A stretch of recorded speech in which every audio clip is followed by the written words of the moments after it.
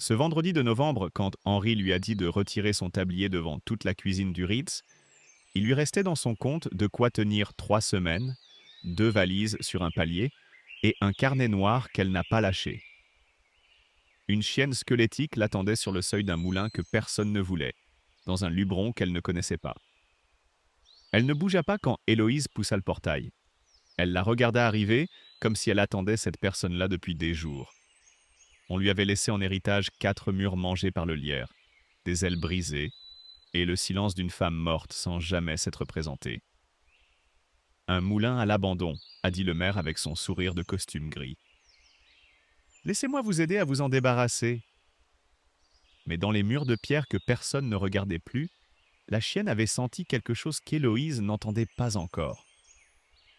Et ce qu'elles ont trouvé ensemble dans le noir du cellier a éclairé le sens de toute une vie, pas seulement la sienne. Si vous avez déjà su ce que c'est de repartir de rien quand d'autres ont tout pris, cette histoire est à faite pour vous. Restez jusqu'au dernier chapitre, abonnez-vous à la chaîne et dites-moi en commentaire. Quelle est la chose qu'on vous a prise et que vous avez fini par retrouver autrement? Ce vendredi de novembre, dans les cuisines du Ritz, l'air sentait le beurre chaud et le sucre brûlé. Héloïse Marchand avait passé 3 semaines à préparer ses mendiants à la lavande. 3 semaines à doser le miel de Provence, à tempérer le chocolat Valrhona au 10e de degré, à cueillir elle-même les petites fleurs violettes séchées qu'elle glissait sous la couverture de cacao comme des secrets. Elle avait tout fait. Chaque recette portait son écriture dans le carnet noir qu'elle gardait dans la poche de sa veste de pâtissière. Ce matin, elle allait enfin présenter son travail à la presse gastronomique.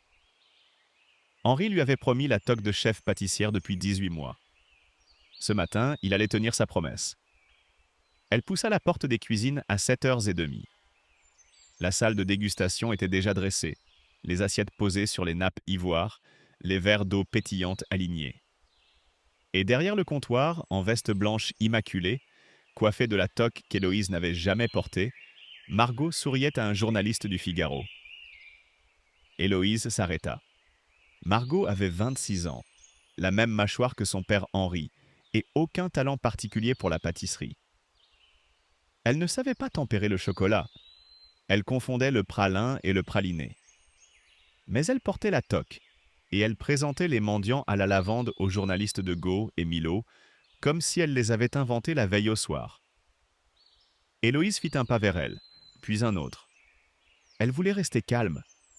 Elle avait appris, depuis des années dans cette maison, à rester calme. Elle murmura à Margot qu'il y avait une erreur, que ses recettes étaient mal les siennes, que le carnet noir en faisait foi. Margot la regarda avec cet air légèrement surpris qu'elle aurait eu si une serveuse lui avait réclamé un pourboire. Elle ne répondit pas.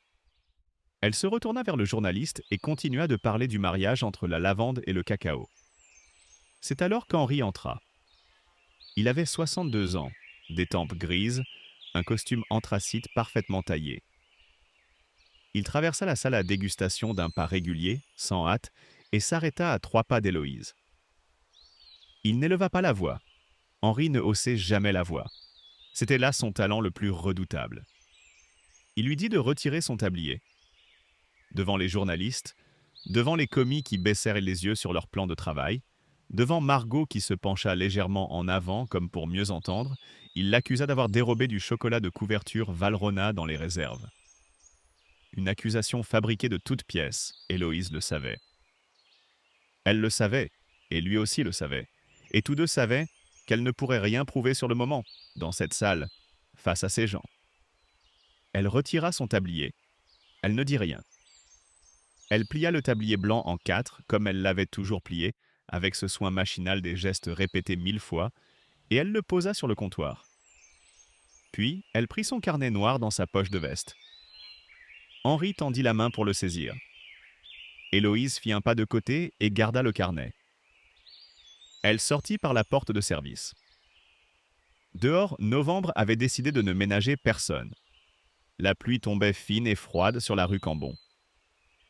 Héloïse marcha jusqu'au boulevard, puis jusqu'à la station de métro, puis jusqu'au 17e arrondissement où elle habitait depuis 7 ans, dans le petit 2 pièces que la famille lui avait accordé. Elle monta l'escalier sans se presser. Elle avait la clé dans sa poche.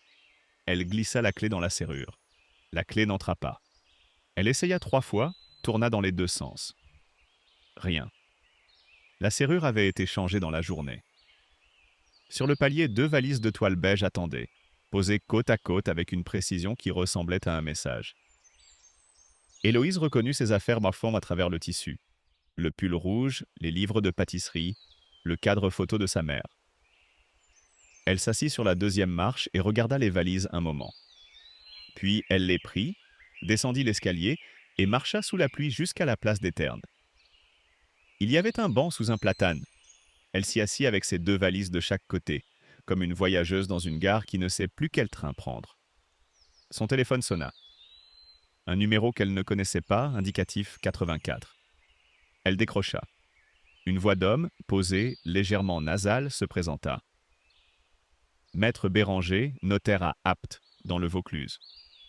Il lui demanda si elle était bien Héloïse Marchand, née le 16 mars, fille de Corinne Marchand décédée.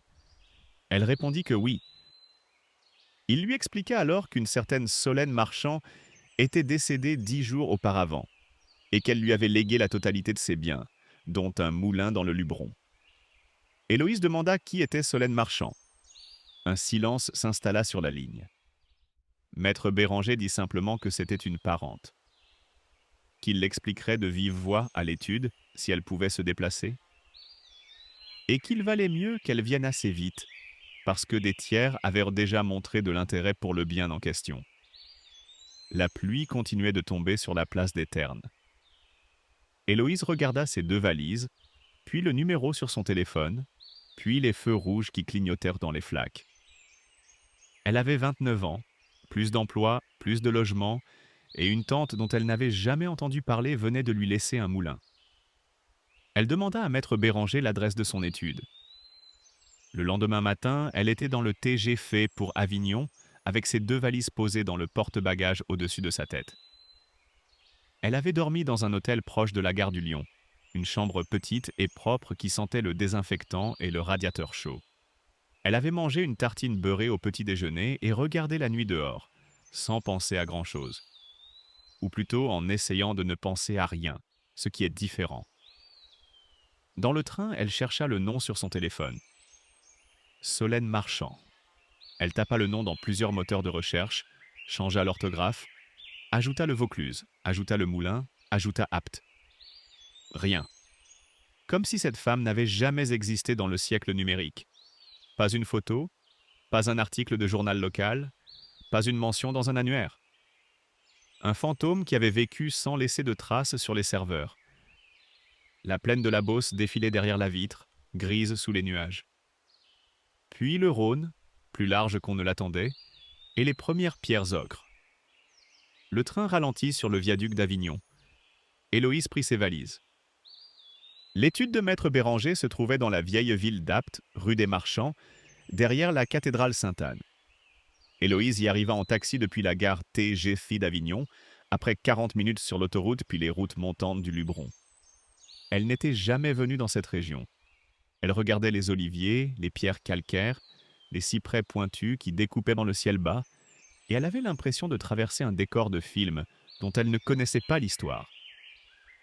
Maître Béranger avait 58 ans, une veste en velours côtelé marron, des lunettes à monture dorée et une façon de parler qui donnait à chaque phrase le poids d'un document officiel. Il lui serra la main, lui offrit un verre d'eau et posa sur le bureau une enveloppe cachetée à la cire rouge, ainsi qu'un trousseau de 2 clés en fer forgé, rouillées et lourdes comme des clés de château. Il expliqua que Solène Marchand avait refusé, de son vivant, qu'aucune photographie d'elle figure dans le dossier de succession. C'était une volonté formelle, inscrite dans le testament. Héloïse n'aurait donc aucune image de cette femme avant de se rendre sur place. Il lui remit également les documents notariés du moulin.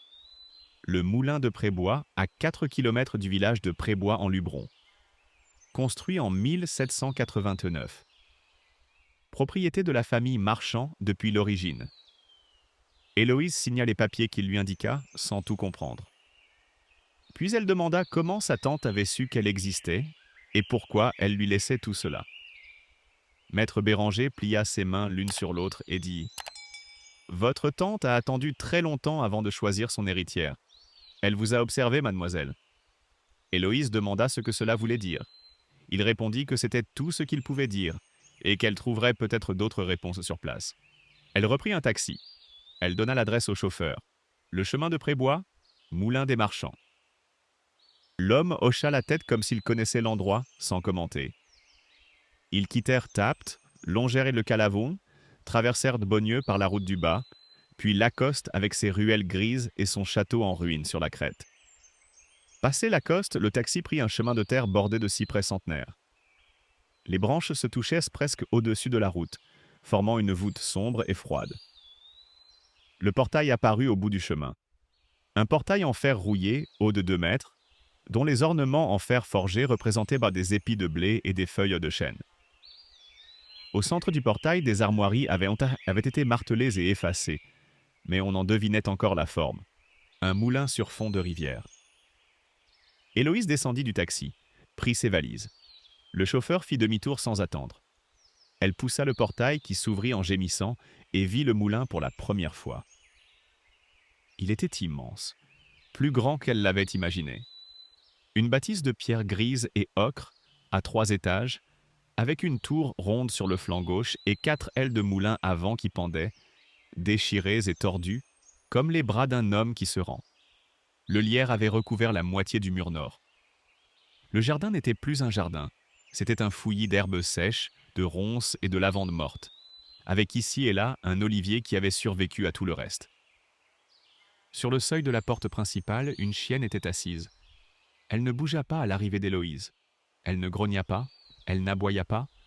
Elle la regarda simplement arriver avec des yeux marron foncé, paisibles et étranges, comme si elle attendait depuis des jours une personne précise et que cette personne était enfin là. Son pelage était gris et roux, ses oreilles accassées vers l'avant, et on voyait sous le poil les côtes saillantes comme les touches d'un accordéon. Héloïse s'arrêta à 2 mètres d'elle. La chienne attendit. Ce qu'elle ne savait pas encore, c'est que ce regard tranquille allait compter parmi les plus importants de sa nouvelle vie.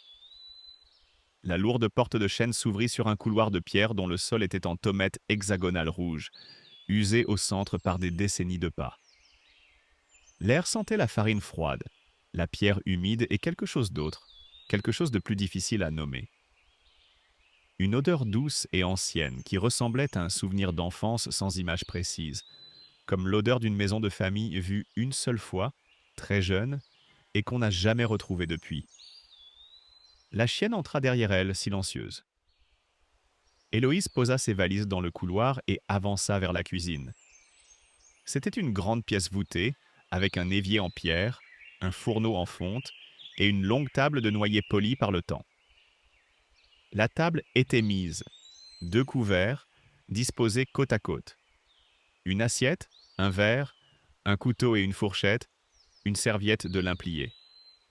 Et en face, le même couvert, pour un convive imaginaire, ou peut-être pour la chienne, ou peut-être pour quelqu'un que Solène avait attendu toute sa vie. Entre les 2 couverts, un mot manuscrit, plié en 2. Héloïse le déplia. L'écriture était petite, appliquée, d'un autre âge. Donne-lui à manger d'abord, elle s'appelle Caline. Héloïse resta un moment à regarder le mot. Puis elle chercha dans le garde-manger une miche de pain, un fromage de chèvre encore frais sous une cloche de verre, un pot de miel, quelques figues sèches. Elle coupa du pain, déchira un morceau, posa la moitié dans l'assiette. Elle regarda Caline. La chienne attendait, droite, sans réclamer. Héloïse posa le pain devant elle sur le sol de tomettes. Caline attendit encore une seconde, puis mangea, lentement, comme quelqu'un qui a faim, mais qui a appris à ne pas le montrer. Héloïse s'assit à la table et mangea à son tour. Le fromage était bon, le pain était rassis mais honnête. Dehors, le vent du soir commençait à souffler dans les cyprès, et on entendait les ailes brisées du moulin racler contre la maçonnerie avec un bruit régulier et mélancolique. Après avoir mangé, elle visita les pièces du haut. Un couloir, 3 portes, un escalier de pierre. Les meubles étaient recouverts de draps blancs, chaque pièce fermée sur elle-même comme une parenthèse.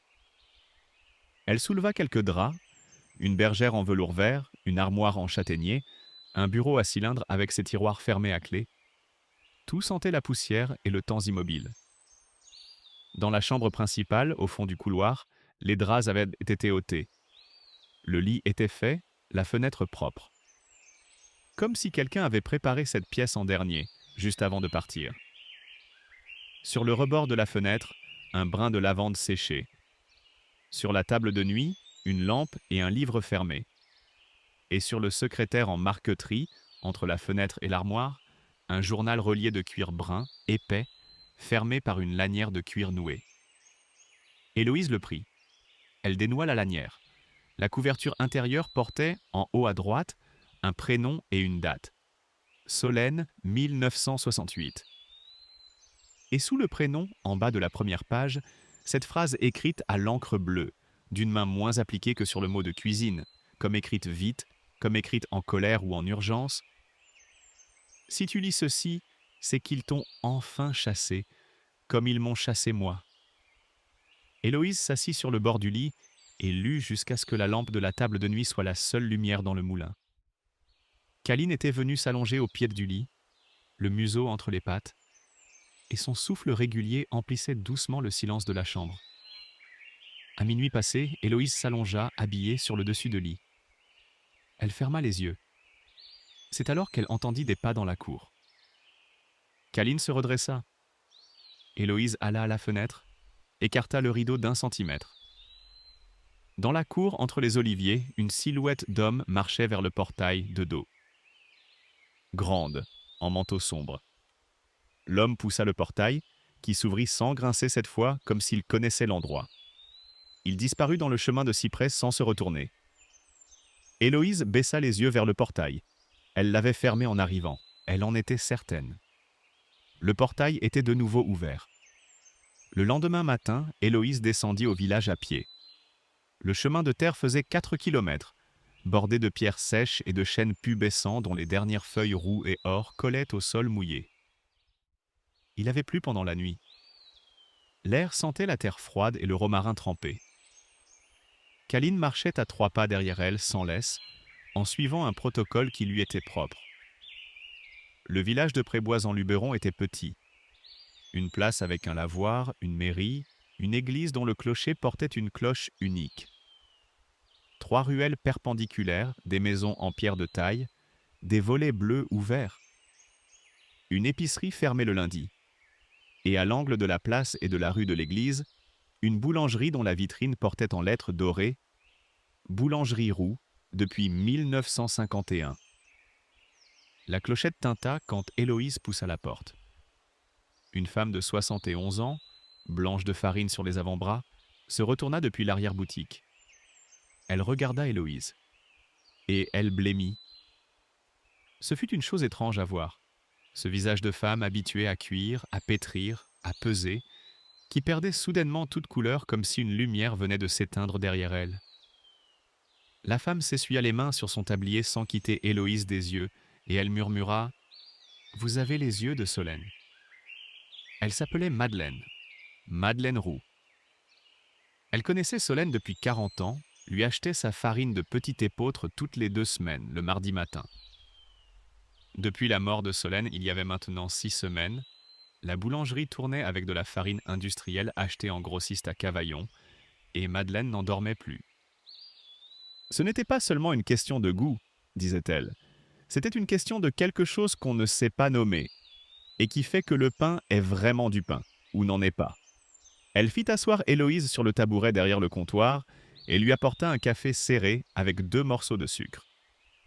Elle lui parla de Solène avec la retenue des gens qui ont beaucoup à dire et qui savent qu'ils n'auront pas le temps de tout dire. La porte de la boulangerie s'ouvrit.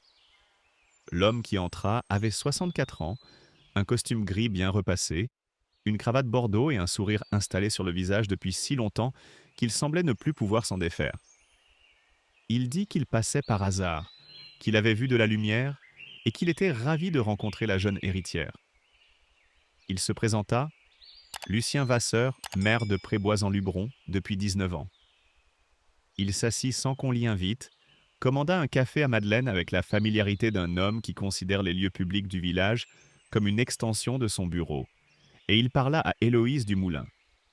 Il lui parla de la toiture qui fuyait, des ailes qui menacèrent de tomber, des normes de sécurité que la mairie devrait bientôt faire respecter. Il lui parla du coût de l'entretien, des démarches administratives, de la complexité d'exploiter un moulin en zone Luberon classée. Il dit tout cela avec le ton affable d'un homme qui vous explique un problème avant de vous proposer la solution. La solution était une offre de rachat. Généreuse, dit-il. Largement au-dessus de l'estimation du marché. Sa famille avait des projets pour ce terrain. Des projets bons pour le village, de l'emploi, du dynamisme.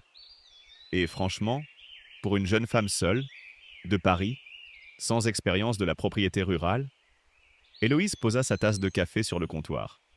Elle dit qu'elle n'était pas intéressée. Elle dit cela poliment, sans chaleur particulière, avec la même économie de mots qu'on emploie quand on ne souhaite pas nourrir la conversation. Vasseur sourit. Il dit qu'elle pouvait réfléchir, que l'offre tenait, qu'il était toujours là à la mairie si elle changeait d'avis. Il posa un billet sur le comptoir pour le café qu'il n'avait pas bu et sortit. Le silence qui suivit dans la boulangerie dura quelques secondes.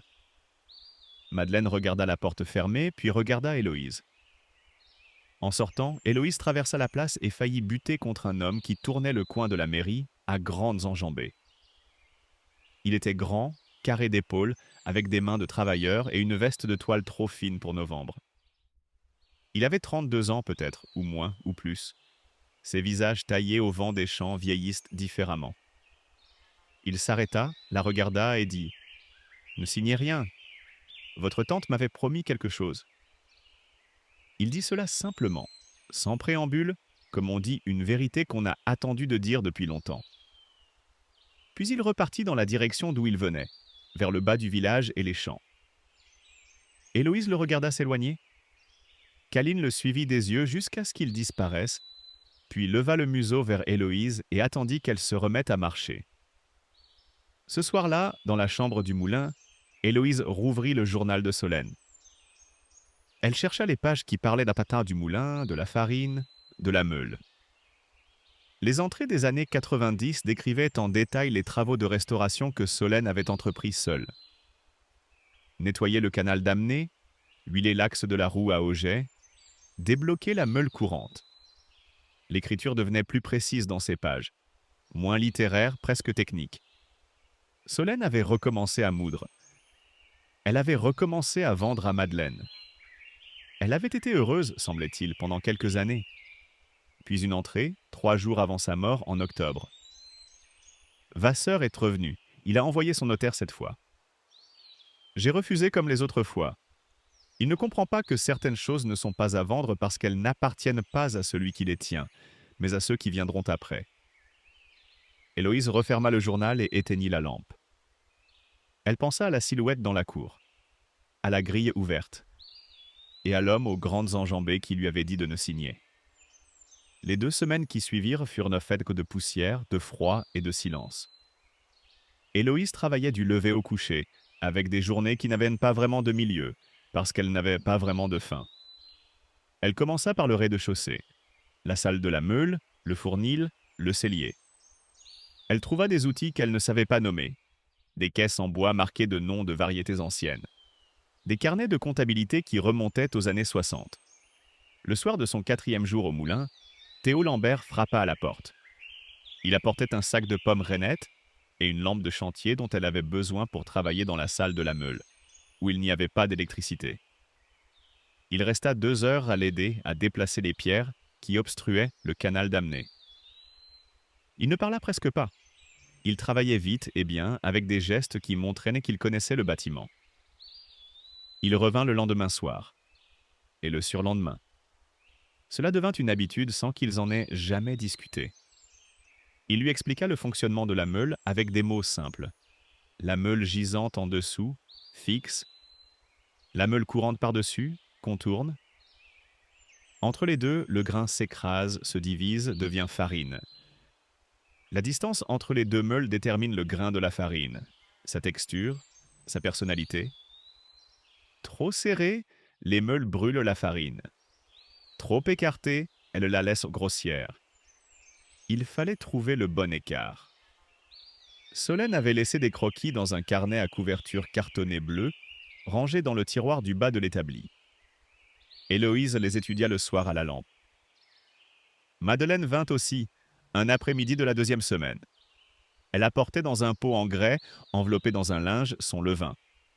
Un levain qu'elle conservait depuis 1987, qu'elle nourrissait chaque semaine, qu'elle avait hérité d'un boulanger d'Apt qu'il avait lui-même reçu d'un meunier de Rustrel. Elle posa le pot sur la table de noyer, avec le soin qu'on met à poser quelque chose de vivant, parce que c'en était un. Ce soir-là, après le départ de Madeleine, Héloïse s'endormit tôt pour la première fois depuis Paris. Elle était épuisée d'une façon différente de l'épuisement du Ritz. Un épuisement propre qui sentait la pierre froide et la paille fraîche. Caline gratta à sa porte à 1 heure du matin. Héloïse entendit d'abord le grattement dans son sommeil. Puis il s'intensifia, et elle entendit la chienne qui gémissait. Pas fort, d'un gémissement sourd et urgent. Elle se leva. Caline grattait la porte de la chambre, la queue basse, les oreilles plaquées. Dès qu'Héloïse ouvrit la porte, la chienne se précipita dans le couloir, descendit l'escalier et attendit en bas, les yeux levés. Héloïse le suivit. Dans le couloir du bas, elle sentit l'odeur avant de voir quoi que ce soit. Une odeur de fumée grasse, âcre, différente de l'odeur du fourneau. Elle ouvrit la porte de service qui donnait sur la cour arrière. Le bûcher brûlait. Les flammes couraient le long des bûches empilées contre le mur du moulin, et la chaleur avait déjà noirci les pierres sur 1 mètre de hauteur. La charpente principale du fournil, à 2 mètres de là, commençait à se colorer de rouge dans le bas. Si elle laissait le feu gagner cette charpente, elle perdait le moulin. Elle trouva des seaux dans la remise. Elle fit 5 allers-retours entre le puits et le bûcher, les mains meurtries par la corde, les pieds nus sur les tommettes glacées de la cour. Le 5e seau eut raison des flammes principales. Il y eut encore une longue heure à surveiller, à éteindre les braises, à arroser les pierres noircies. À l'aube, le capitaine Fournier de la gendarmerie d'Apt arriva sur appel de Théo, qui avait vu la fumée depuis sa ferme et avait appelé les secours avant d'arriver lui-même en courant à travers champs. Fournier avait 47 ans, une carrure et un regard qui n'accordèrent pas facilement le bénéfice du doute. Il fit le tour du bûcher, s'accroupit, sentit les pierres, gratta la terre. Il se releva et annonça qu'on avait versé du gasoil, que c'était volontaire, qu'on avait organisé ça. Il trouva, accroché à un clou de la porte de la remise, un bouton de manchette en argent. Petit, rond, gravé d'un V gothique. Il le ramassa avec un mouchoir, le glissa dans une pochette transparente. Il dit qu'il allait enquêter, qu'elle ne devait pas toucher à cette porte ni à ce mur avant que ces hommes soient passés. Puis il repartit dans sa voiture de gendarmerie sur le chemin de Cyprès. Théo resta. Il n'avait rien dit pendant toute la visite de Fournier. Il s'assit sur le muret de pierre devant le bûcher calciné, les coudes sur les genoux, et regarda le mur noirci sans commenter. Héloïse s'assit à côté de lui. Caline vint poser la tête sur ses genoux. L'enquête ne donna rien dans les semaines qui suivirent. Le capitaine Fournier convoqua Lucien Vasseur à la gendarmerie d'Apt, qui jura de manière sincère et documentée que le bouton de manchette ne lui appartenait pas, qu'il n'avait jamais porté de bouton de manchette à V gothique et qu'on pouvait vérifier dans sa penderie si on le souhaitait. Sans autre preuve, Fournier ne put aller plus loin. Héloïse, désormais, vérifiait le portail chaque soir avant d'aller dormir. Elle avait posé un loquet supplémentaire à l'intérieur. Elle dormait avec Caline contre elle sur le lit, ce qu'elle n'avait pas planifié mais qui s'était installé naturellement, comme beaucoup de choses dans ce moulin. La vie reprit son rythme d'atelier. Théo apporta, un mardi de décembre, un sac de 50 kilos de petit épeautre qu'il avait récolté à la main sur son hectare du haut. Cet épeautre-là était différent de ce qu'on achetait en coopérative. Les épis étaient petits, denses, d'un brun presque roux, avec une odeur de noix crues quand on les écrasait entre les doigts. C'était ce que Solène moulait. C'était ce que Madeleine cherchait depuis 6 semaines. Ils mirent 3 nuits à remettre la meule en route. La première nuit, le mécanisme refusa de tourner. L'axe de bois qui transmettait le mouvement de la roue à la meule était gonflé par l'humidité. Théo passa 4 heures à le poncer, à l'enduire de saindoux, à le replacer. La deuxième nuit, la roue à Augette tourna pour la première fois depuis des années. alimenté par le Calavon qui courait juste en dessous. Le bruit était sourd, régulier, un peu plus grave qu'attendu, comme le battement d'un cœur qu'on n'avait pas entendu depuis longtemps. La troisième nuit, Héloïse versa les premiers grains entre les meules. La farine sortit lentement, tiède, d'un doré presque orange, avec ce parfum de noisette que Théo avait mentionné la première fois. Elle la laissa tomber dans la huche en bois, la regarda s'accumuler, y plongea la main. La farine était fine, légèrement granuleuse, vivante sous les doigts. Elle prépara le levain la nuit suivante, nourrit la masse de madeleine avec de l'eau tiède et de la nouvelle farine, la laissa travailler dans la chaleur du fournil. Le lendemain matin, la pâte avait doublé de volume et sentait le cidre et le blé. Elle façonna 10 pains ronds, les posa sur des toiles de lin fariné, les laissa reposer. Puis elle chauffa le four à bois, alimenté de bûches de chêne, attendit que la voûte soit uniformément blanche, enfourna. Madeleine arriva 1 heure après, comme si elle avait senti l'odeur depuis le village. Elle entra dans le fournil, s'arrêta, huma l'air. Héloïse sortit le premier pain du four et le posa sur la table de noyer. La croûte était brune, presque noire sur les crêtes, avec des gerçures irrégulières. Madeleine le prit à 2 mains, en cassit un morceau. Elle mangea. Après un long silence, les yeux de Madeleine se remplirent de larmes. Elle ne dit rien. Ce n'était pas le chagrin qui pleurait.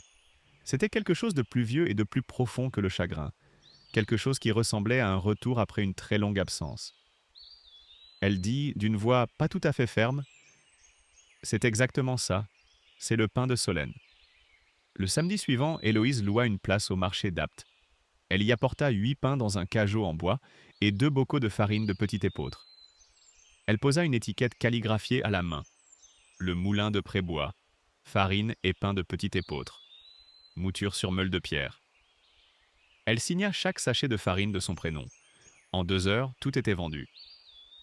Une femme avec un carnet de notes et un appareil photo s'arrêta à la fin, quand il ne restait plus rien dans le cajot. Elle se présenta comme journaliste pour le journal régional et pour France 3 Provence-Alpes. Elle demanda si elle pouvait la filmer la semaine suivante, au Moulin, pour un reportage sur les producteurs locaux. Héloïse dit que oui. Le reportage passa au journal de 19h le vendredi suivant. 3 minutes entre un reportage sur les truffes du Périgord et la météo du week-end. On voyait le moulin, la meule qui tournait, les mains d'Héloïse dans la farine dorée, Caline couchée près du four à bois. Le lendemain matin, le téléphone commença à sonner. Des restaurants à Gordes, à Ménherbe. Un chef d'un établissement à Lyon qui passait quelques jours à Lourmarin. Une boulangerie artisanale de Marseille. Des commandes, des questions, des adresses mail auxquelles envoyer les tarifs. Héloïse nota tout dans un cahier. Elle était assise à la table de noyer, le téléphone posé devant elle, à 23h, quand il sonna une dernière fois. Une voix d'homme, calme, sans accent particulier, qui ne se présenta pas. « Vous auriez dû accepter l'offre du maire, mademoiselle. » Puis la ligne se coupa. Héloïse garda le téléphone dans la main encore quelques secondes. Caline, allongée au pied de la table, releva la tête et la regarda. La plainte arriva par lettre recommandée, un mardi de janvier, 3 semaines après le reportage. Elle émanait du cabinet d'un avocat d'Aix-en-Provence, représentant un certain Bastien Vasseur, promoteur immobilier. La plainte était déposée auprès du tribunal administratif d'Avignon. Elle invoquait une violation du règlement sur le prélèvement d'eau dans le bassin versant du Calavon, en vertu d'une loi de 1898 sur les droits d'eau en zone agricole. En clair, le canal d'Amné qui alimentait la roue du moulin n'avait pas de titre de propriété antérieur à cette loi. Sans ce titre, le prélèvement était illégal. Le moulin devait cesser toute activité hydraulique dans les 30 jours, et le canal devait être comblé. Héloïse lut la lettre 2 fois, puis elle appela Maître Béranger à Apt. Il écouta, dit que la situation était sérieuse, et lui recommanda un avocat spécialisé en droit rural à Marseille, un certain Maître Cheval. Maître Cheval avait 51 ans, un bureau encombré de dossiers et une façon de parler qui ne ménageait pas ses clients. Il lui dit d'entrée de jeu que si elle ne trouvait pas un acte antérieur à 1898 attestant les droits d'eau de la famille Marchand sur le Calavon, elle perdrait. pas peut-être. Elle perdrait. Le tribunal administratif d'Avignon appliquerait la loi. Héloïse lui demanda ce qu'elle devait chercher exactement. Un acte notarié, dit-il. Une concession de droit d'eau établie avant 1898, de préférence bien plus ancienne. Ces actes existaient souvent pour les vieux moulins, mais beaucoup avaient été perdus, brûlés, oubliés. Elle avait 3 semaines avant le procès, et ses économies qui fondaient. C'est à ce moment que la commande de 200 kilos de farine arriva. Un grand chef étoilé de Gordes, dont le restaurant figurait dans le Guide rouge depuis 12 ans, voulait intégrer la farine du moulin de Prébois dans son nouveau menu de printemps. Il voulait livraison dans 8 jours. Le montant représentait 2 mois de charge du moulin. Héloïse moulut pendant 4 jours. Elle remplit les sacs elle-même, les étiqueta, les empila dans le cellier sur des palettes en bois. Le 8e jour au matin, elle chargea les sacs dans le fourgon que lui prêtait Théo et prit la route de Gordes. Le chef la reçut dans sa cuisine. Il ouvrit un sac, plongea une cuillère, goûta la farine crue, la sentit, la frotta entre ses doigts. Il fit une grimace. Il dit que c'était inutilisable, qu'il y avait quelque chose de métallique, qu'il ne pouvait pas utiliser ça pour ses clients. Héloïse rapporta les sacs au moulin. Elle en ouvrit un, y plongea la main, sentit. Il y avait quelque chose, une légère odeur minérale qu'elle n'avait pas remarquée en moulant. Elle tamisa une poignée de farine sur une feuille blanche. Des particules brillaient dans la farine blanche. Minuscules, mais là. De la limaille de fer. Quelqu'un était entré dans le cellier et avait versé de la limaille dans les sacs stockés. Pas tous, seulement les sacs d'épeautre brute avant mouture. Elle avait moulu une farine contaminée sans le savoir. Elle perdit la commande.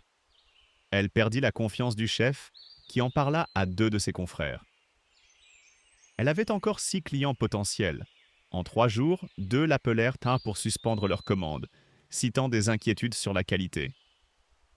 Ruinée, à 3 semaines du procès, avec une réputation qui commençait à se fissurer, Héloïse s'assit sur les marches du moulin un soir d'avril, quand le soleil basculait derrière les collines de Beaugneux. Le ciel était mauve et orange, les oliviers immobiles dans l'air chaud du soir. Elle avait les mains vides sur les genoux. Elle ne pleurait pas. Elle resta longtemps assise sur la marche sans pleurer. C'était pire que pleurer. Caline vint s'asseoir contre elle. Elle posa la tête sur son genou, sa main froide et sèche sur le tissu du pantalon. Héloïse posa sa main sur l'encolure de la chienne et sentit la chaleur du pelage sous ses doigts. Puis Caline se redressa. Elle s'éloigna de 3 pas, s'arrêta devant le mur du cellier, celui qui faisait face à l'escalier, et elle se mit à gratter la pierre. Pas frénétiquement, méthodiquement. Comme quelqu'un qui cherche quelque chose de précis à un endroit précis. Héloïse la regarda. Le lendemain matin, Héloïse prit le manche d'un marteau et frappa le mur du cellier à l'endroit où Caline avait gratté. Le son était plein. Elle frappa 30 centimètres à gauche. Le son changeait, légèrement. Elle continua sur toute la longueur du mur, centimètre par centimètre, genoux à terre dans la poussière. À hauteur de l'épaule, derrière l'étagère à confiture chargée de pots vides, le son devint creux sur une surface d'environ 50 centimètres de large. Elle appela Théo. Il arriva avec ses outils en fin d'après-midi. Ils déplacèrent en l'étagère, dégagèrent dans le crépi, trouvèrent une rangée de pierres scellées au mortier récent, pas aussi ancien que le reste du mur. Théo travailla 2 heures à déceler les pierres une à une avec un burin. Derrière les pierres, une niche d'1 mètre cube. Et dans la niche, posée sur un linge en laine, un coffret en chêne ciré, fermé par un loquet de cuivre. Sur le couvercle, les mêmes armoiries que celles du portail. Un moulin sur fond de rivière et au-dessous, en lettres gravées, marchand de Prébois. Héloïse ouvrit le coffret. À l'intérieur, en premier, une enveloppe de papier épais, fermée avec un cachet de cire verte sur lequel on lisait, en latin, la devise de la famille. Héloïse la posa de côté. En dessous, roulé dans un linge, un document en parchemin, plié en 3. Elle le déplia avec des mains qui tremblaient légèrement. Le parchemin portait une écriture à la plume, en français d'Ancien Régime, daté du 14 mai 1789. Elle en déchiffra l'essentiel. C'était un acte notarié établissant à perpétuité les droits d'eau du Calavon au bénéfice du moulin de Prébois et de ses héritiers légitimes, en échange d'un usage commun d'un moulin à farine pour les habitants des terres avoisinantes. Elle avait ce qu'il fallait, elle avait mieux que ce qu'il fallait. Il y avait autre chose dans le coffret. Le journal complet de Solène. Pas seulement le premier carnet qu'elle avait trouvé dans la chambre, mais 4 carnets supplémentaires qui couvraient d'eau de 1968 à l'automne dernier. Et sous les carnets, une photographie en noir et blanc, format portrait, légèrement jaunie. Solène était jeune sur la photo, peut-être 35 ans. Elle était assise sur les marches du moulin, en robe claire, les cheveux tirés. Et à côté d'elle, tenant sa main, une petite fille brune d'environ 3 ans. La petite fille levait les yeux vers Solène avec une expression sérieuse et confiante. Héloïse mit un moment à se reconnaître. Elle avait 3 ans. Elle ne se souvenait pas de cette photo. Elle ne se souvenait pas de ce jour, ni de cette femme. Mais c'était elle, sans aucun doute possible. Ses mains, sa façon de se tenir, quelque chose dans l'inclinaison de la tête. Théo était assis sur une caisse derrière elle et regardait le sol. Il attendit. Héloïse ouvrit un des carnets au milieu, un carnet des années 90. Elle tomba sur une entrée de septembre 1996. J'ai vu Héloïse de loin cet été. Corinne me l'a amenée une après-midi sans prévenir Henri, sans lui dire où elle allait. La petite a 3 ans. Elle est sérieuse et curieuse. Elle a pris ma main sans hésiter. Corinne sait que si Henri apprend que j'existe, il empêchera tout contact. Elle m'a dit « Prends soin d'elle quand je ne serai plus là ». Je ne suis pas sûre de pouvoir tenir cette promesse. Héloïse referma le carnet. Elle resta longtemps assise sur le sol du cellier, la photo entre les mains, le coffret ouvert à ses pieds, Caline allongée contre le mur à côté d'elle. Théo ne dit rien. Ce qu'il y avait à comprendre ne se disait pas encore. Maître Cheval, quand elle lui apporta l'acte de 1789 à Marseille 2 jours plus tard, le lut debout, posé sur son bureau, sans s'asseoir. Il lut 2 fois, retourna le parchemin, examina le cachet de cire verte, tint le document contre la lumière de la fenêtre. Puis il s'assit. Il dit que c'était solide, qu'avec ça, ils avaient une chance réelle au tribunal. Peut-être plus qu'une chance. Le tribunal administratif d'Avignon siégeait dans un bâtiment en pierre blonde de la vieille ville, avec des couloirs qui sentaient le papier et l'encaustique. Héloïse arriva avec Maître Cheval, en tailleur marine acheté la veille dans une boutique d'Apt, avec des chaussures cirées et le carnet noir dans son sac. Bastien Vasseur était là. C'était la première fois qu'elle le voyait. Il avait 38 ans, un costume sombre d'une coupe trop urbaine pour Avignon, et des yeux qui évaluaient les gens avec la rapidité d'un comptable. À côté de lui, son avocat marseillais échangeait des murmures avec un homme en imperméable beige qu'Héloïse ne reconnut pas. L'homme en imperméable, elle l'apprit dans la salle d'audience, était un expert en calligraphie et en documents anciens, mandaté par Bastien Vasseur. Quand Maître Cheval présenta l'acte de 1789, l'expert se leva. Il dit d'une voix précise et sans émotion que le parchemin présenté était un faux du XIXe siècle, que l'encre ferreuse utilisée correspondait à des formulations postérieures à 1840, que le cachet de cire portait des empreintes de matrice incompatibles avec les instruments notariaux du XVIIIe siècle, et qu'en l'absence d'un document original ou d'une copie certifiée contemporaine, aucun acte de cette nature ne pouvait être considéré comme valide. Le juge suspendit l'audience. Il donna à Héloïse 10 jours pour produire une contre-expertise ou une copie alternative authentifiable. Passé ce délai, il statuerait sur la base des éléments disponibles. Maître Cheval fit sortir Héloïse par la porte latérale du tribunal. Dans le couloir, il dit peu de choses, mais il les dit clairement. L'expertise était peut-être commandée, mais elle n'était pas nécessairement fausse. Le parchemin était vieux et abîmé. Sans une source indépendante qui confirme son contenu, il ne passerait pas. 10 jours. Héloïse remonta dans la voiture et prit la route de Prébois. Le Luberon à sa gauche, les champs dorés à sa droite. Juin maintenant, et les premières lavandes commençaient à bleuir en contrebas des collines. Elle ne savait pas où chercher. Les archives notariales d'Apt remontaient au XIXe siècle au mieux. Les archives départementales d'Avignon n'avaient pas de copie de cet acte dans leur catalogue. Maître Béranger avait vérifié dès le premier jour. Elle arriva au village à la fin de l'après-midi. Elle remontait la rue de l'église sans but précis quand elle leva les yeux vers le parvis de l'église Saint-Sauveur. Le vieux curé était là, Père Anselme, qu'elle avait croisé 3 ou 4 fois depuis son arrivée, sans jamais vraiment lui parler. Il était assis sur le banc de pierre à gauche du portail, en soutane noire et chapeau de paille, et il la regardait venir. Il avait 84 ans, des mains veinées de bleu, et une façon de regarder les gens qui donnait l'impression qu'il les connaissait mieux qu'ils ne se connaissaient eux-mêmes. Il lui fit signe d'approcher, puis, sans un mot, il se leva et entra dans l'église. Héloïse le suivit.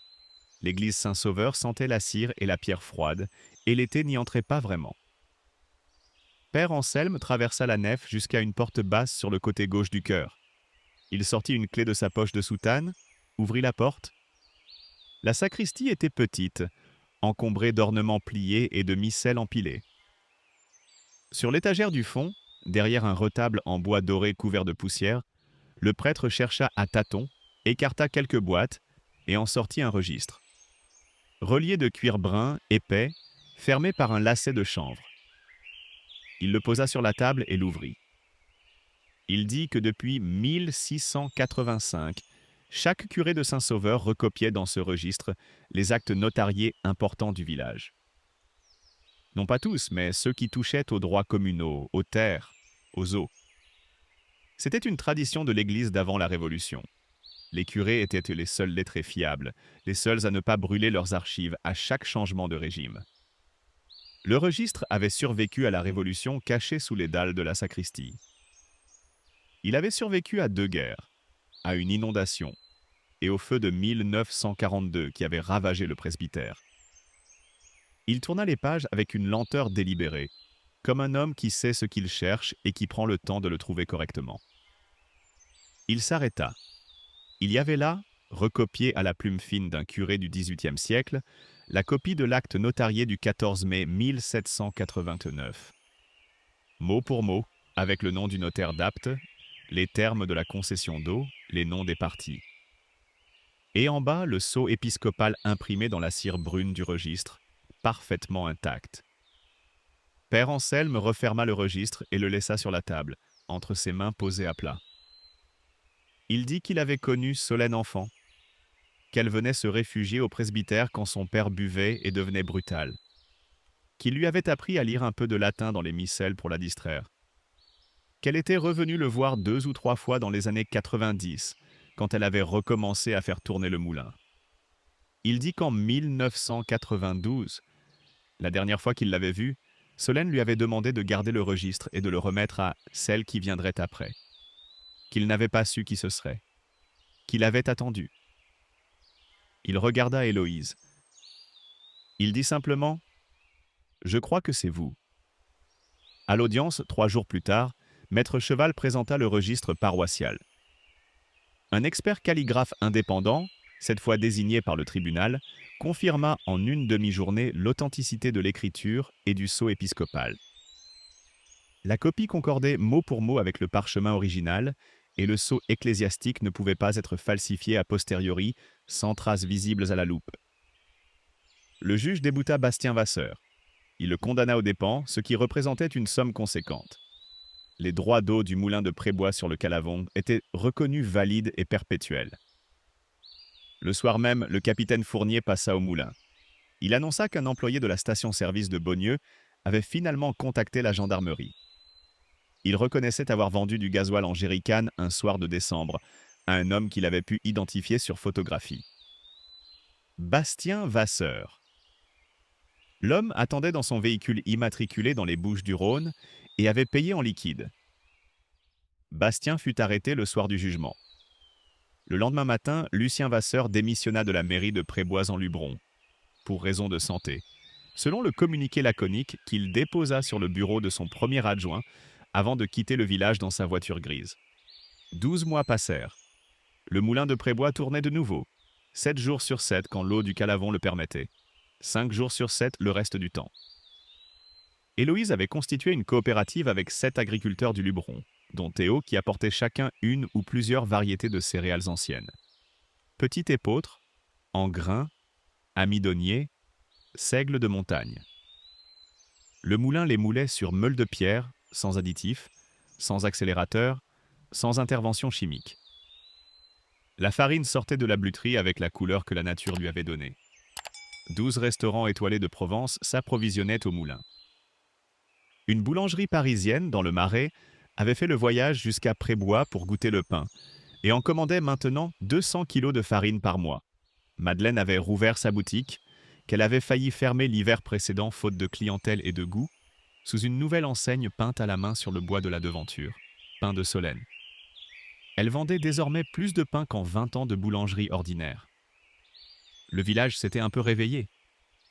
4 habitants permanents qui avaient dû quitter le Luberon dans les années 2000 étaient revenus, attirés par le projet, par la coopérative, par la rumeur que quelque chose se passait à Prébois.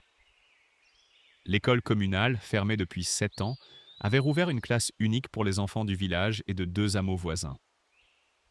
Ce matin de novembre, le soleil entrait dans la cuisine du moulin par la fenêtre orientée à l'est. Les ailes avaient été restaurées cet été par un charpentier spécialisé venu de Digne. Elles tournaient doucement dans le vent léger du matin et leur ombre passait régulièrement sur le mur de pierre de la cour. Un homme frappa à la porte à 9 heures. Héloïse alla ouvrir.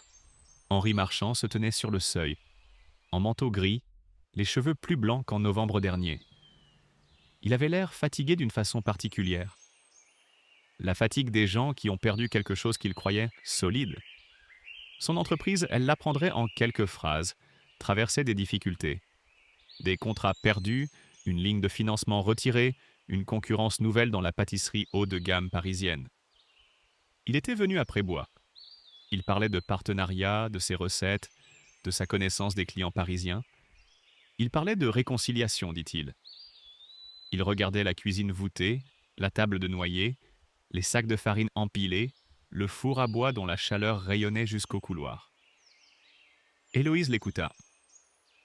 Elle l'écouta jusqu'à la fin, debout dans l'encadrement de la porte, sans l'inviter à entrer. Puis elle alla chercher une tasse dans le placard au-dessus de l'évier, versa du café du percolateur et lui tendit la tasse sur le seuil.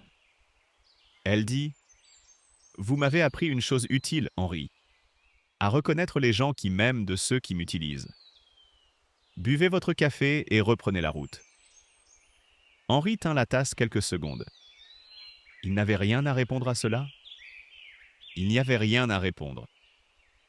Il but le café, posa la tasse sur le rebord de la fenêtre et repartit sur le chemin de cyprès vers sa voiture garée à l'entrée du portail.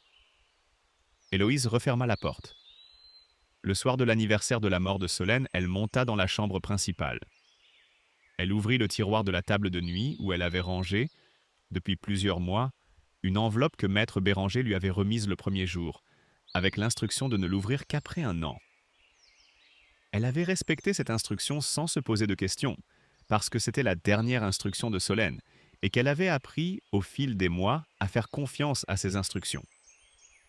L'enveloppe était petite, en papier beige épais, fermée à la cire rouge comme la première. Héloïse la décacheta. La lettre faisait une page, écrite de la même écriture petite et appliquée que le mot de la cuisine. Solène avait dû l'écrire peu de temps avant sa mort, à l'automne précédent, peut-être les derniers jours où elle pouvait encore tenir un stylo. Héloïse lut. Solène y expliquait ce qu'elle ne lui avait pas dit dans le journal, ce qu'elle avait gardé pour la fin, pour après. Elle n'avait pas légué le moulin par affection. L'affection était là. Elle ne le niait pas. Cette petite main dans la sienne, un après-midi de septembre 1996, avait compté pour toujours. Mais ce n'était pas la raison du legs. La raison était plus simple et plus dure. Héloïse était la seule marchand à avoir été chassée, comme Solène l'avait été avant elle. Seule une personne qui a tout perdu sait vraiment reconstruire. Pas parce qu'elle est plus forte, parce qu'elle n'a plus peur de perdre. Héloïse plia la lettre.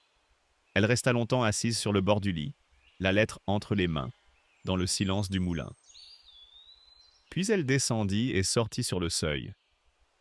Le soleil descendait derrière les collines de Beaunieu. Le ciel était orange pâle et mauve, du mauve de lavande fanée, avec une ligne de lumière dorée sur la crête des chênes. Dans la cour, les oliviers projetèrent des ombres longues sur la pierre. Caline traversait la cour en courant vers le chemin des champs.